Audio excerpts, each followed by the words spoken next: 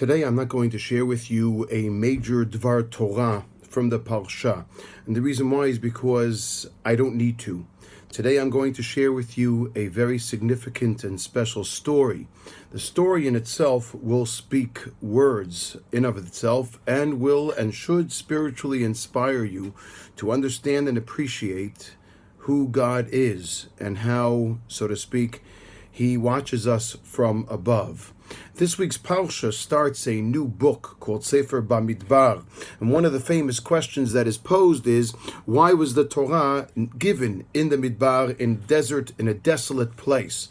The Maharal, Prague, explains that the reason why is because the desert is void of anything that is physical manifestation. There are no physical comforts. It is void of growth. It is devoid of anything that might be beneficial with regards to various amenities. And for that reason, it lends itself to accepting the Torah in such a place. The Maharal explains, the more physically bare, so to speak, we are from physicalities and from various comforts that manifest themselves in a materialistic way, the more we are prepared to accept things spiritually. And for that reason, the desert was the perfect venue, the perfect place for Am Yisrael, for the Jewish people to accept the Torah. The desert also represents a place that is spiritually fertile and a place that can be perhaps begin to be inhabited, begin anew, a place that is calling and begging to be settled. And therefore, it demonstrates or represents new beginnings. This past week, I had a new beginning in my life. I was able to finally go out and start my lecturing and talks and presentations once again. The presentation that I started this week was a new one. It's called Gila's Way, and it basically dissects and explains Gila's life, her personality, what happened to her, where things went wrong, and ends and concludes with Gila's legacy, the beautiful and marvelous personality that she had, and how people can learn from that. And I gave this presentation for the very first time this week, and I was unsure how it would go. I gave it over to 3 secular pre-military academies down south. One is in Sufa, and the second one in a kibbutz called Shekef. And while I was giving the presentation and talking about the beautiful personality of Gila, a young man interrupted in the middle and said, I can vouch for that because I know and knew Gila. I remember her years ago. We had similar common chevra, and indeed, she was someone who was always happy, always dancing, always bouncing around, always had Gila, joy, simcha. And it was very, very nice for me to be able to make his acquaintance, to hear this. In fact, actually, this young man had come to see us in the Shiva. And it was very nice to refresh and recharge those memories, those batteries in a matter of words. The next day, I went to a place, yesterday actually, it was a place called Moshav Patzael. And I get to Moshav Patzael, which is a moshav, a secular moshav that I often frequent, give lectures to, teach Torah to, and I have a nice relationship with them as well. Well, we had a children's program at first, and at this children's program, there was a woman, a mother, who brought her daughter there. The daughter must have been 9, 10 years old, and I noticed when I would interact with them that this daughter was so lovely. She was always saying, thank you, toda rabah, and I was so impressed with her mannerisms and with her proper upbringing that I actually, after I finished the program, I was bringing stuff out to the car, and I saw this mother with this daughter in their car. And I went over to her, to the lady, and I said to her, you know, I want to tell you, your daughter is very impressive, and obviously you are doing something right in your chinuch, your education of your children, because she is so prim and proper, and it's impressive to see that it's not something that is a given in our day and time, unfortunately. And she said, thank you so much. I went back in after a little while, and we had an Erev Shira, an evening of music and singing. My friend comes with me. He plays guitar. He has a beautiful voice. And we did this for the kibbutz as well. And it was basically supposed to be for the adult populace of this moshav. Well, after 10 minutes into the program of singing, this woman came back with her daughter. And she said to me, would it be okay if we join the program as well? I mean, I know that I'm invited as an adult, but is it okay or appropriate for my daughter? And I said, of course. We're singing about songs about Yom Yerushalayim, Jerusalem Day, and Chag HaShavuot. And they sat down. I usually speak in between the singing. I don't sing because of Tza'ar Ba'alei Chaim. I would not want anyone, God forbid, to suffer.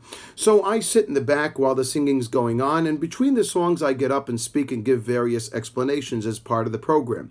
While I was sitting in the back, I get a text. I'm looking at my phone, and I get a text from the young man from the Mechinah, the pre-military academy, the day before. And in this text, he sends me pictures of Gila with the Chevra, pictures that I had not seen before, as well as a text that he wrote when he heard that Gila had died.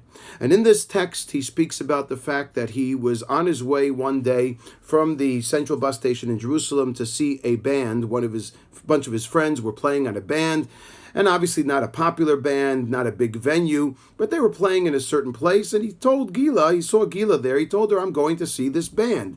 And she said, oh, voila, let me come as well. He said, sure, you can come with me. They get there, and there's 10 people at this venue, and obviously not electric and not very alive, but he said that his friends were a little lost because it's hard to feel the vibe of an audience when there really is no audience. He said Gila was the only one who started dancing and singing and running around the room. And he said it made the band members feel so much more at ease. It gave them the energy to continue with their performance, and they thanked her. And he said even after the band stopped playing, she continued to dance and continued to have fun and experience happiness and spread joy and happiness to others as well. And then he wrote and delineated as a result of this, he wrote, based on this experience that I have seen from this wondrous person, Gila, I have decided to take upon myself the following 4 initiatives. And he delineates them and explains how he will spread joy in life and how he wants people to enjoy happiness in life as well. And how when he sees someone looking down or feeling down, he will approach them and try his best to uplift their spirits and to be sensitive and compassionate to those around him and in his immediate environment. And below on this Facebook post, I am translating what he wrote to me and his inspiration that he got from Gila. Well, of course, while I'm reading this during now the Moshav's presentation, the sing-song of the evening, I started to cry.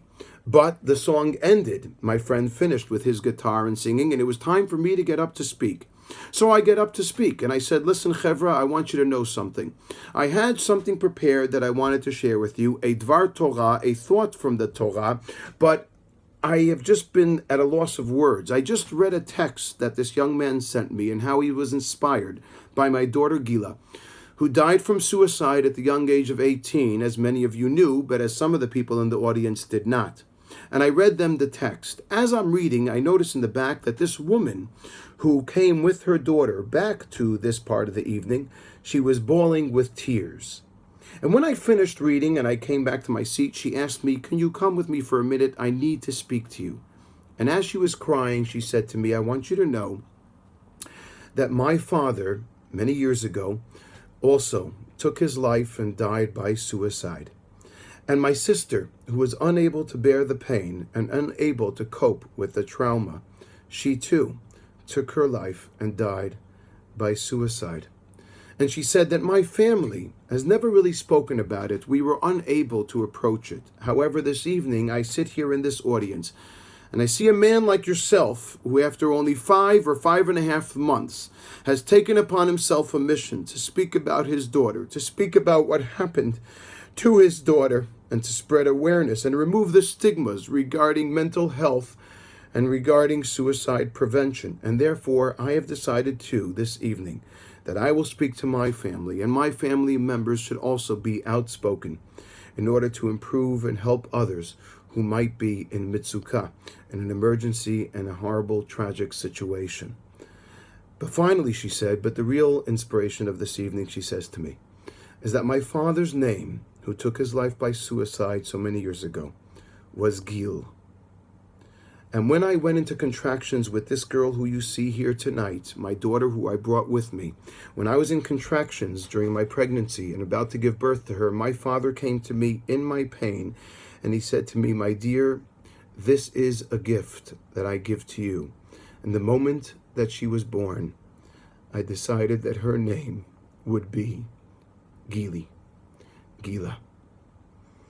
I didn't know exactly what to do with myself, but I said to myself, I immediately called my wife. I was crying. I said to myself, my dear, I was out in Moshav Patzael in the middle of Bikat HaYarden, the Jordan Valley, in the middle of the desert. Barren, nothing out there. Yenemsveld. Only a few people live in these places. 49 degrees it hit on that day.